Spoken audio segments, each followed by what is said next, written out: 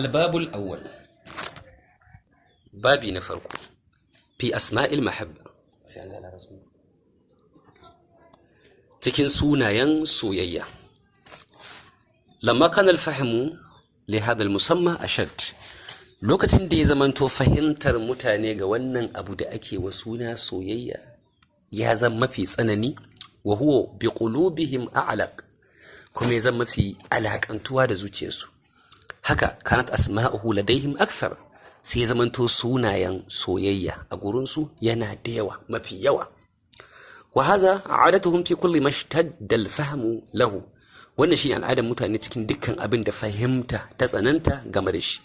Aw kasura khuturuhu ala qulubihim, ko kuma hadarinsa da girman al'amarinsa ya girmama ya yawaita a zuciyarsu, ta'aziman lahu, don girmama shi, aw ihtimaman bihi, ko kuma don damuwa da shi, aw mahabbatan lahu, ko don soyayyarsa. Fal awwal, doki abu na farko, abinda hadarinsa yake da yawa a gurinsu, kaman al-asad wa sayf. Sunayen zaki yana da yawa, haka sunayen takobi yana da yawa a gurin mutane saboda hadarinsu da kuma girmansu.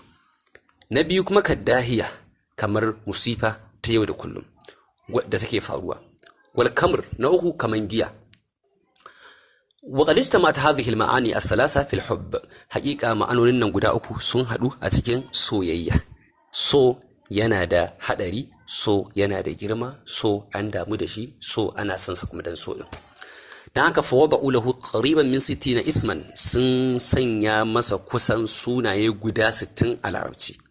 Akwai al-mahabba, akwai al-alaqa, akwai al-hawa, akwai as-sabwa, akwai as-sababa, akwai ash-shagaf, akwai al-miqa, akwai al-wajd, akwai al-kalaf, akwai التتيم، أكوي العشق، أكوي الجوى، الدنف، الشجو، الشوق، الكلابة، البلابل، التباريح، الصدم، الغمرات، الوهل، الشجن، اللاعج، الاكتئاب، الوصب، الحزن، الكمد، اللذء، الحرق، الصهد، العرق، اللهف، الحنين، الاستكانة، التبالة، اللوعة، الفتون، الجنون، اللمم، القبل، الرصيص، الداء المخامر، الود، القلة، القلم، الغرام، الهيام، التدليه، الوله، التعبد.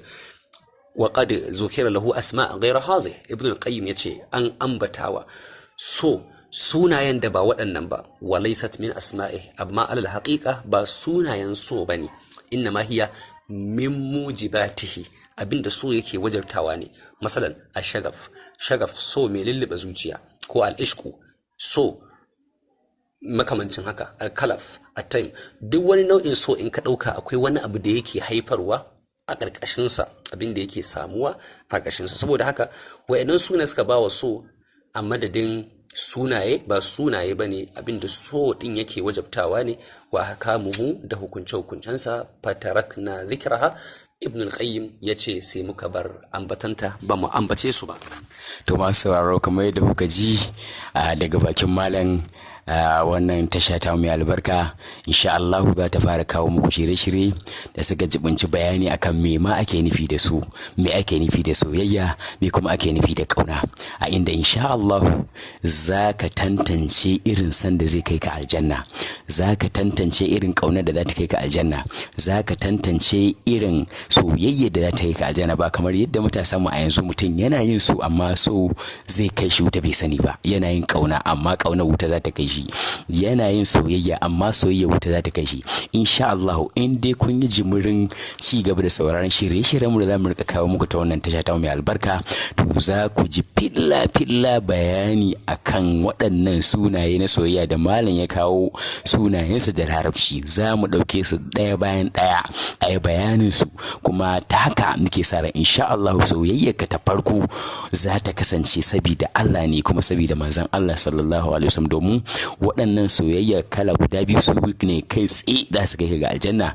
Duk da yake hadisai sun yi bayani har bayan Allah ma, duk wanda ka kasance kana son shi domin Allah, a ranar kiyama wannan soyayya taka za ta iya kai shi aljanna. Amma lalle ne ka duba matsayin wanda kake kauna, kuma da addininsa da kuma halayyarsa, kafin ka kai ga sakin ragamar zuciyarka har ma ta fada cikin soyayyarsa. Mun gode, sai kun sake jin mu a cikin shirinmu na gaba. Wassalam.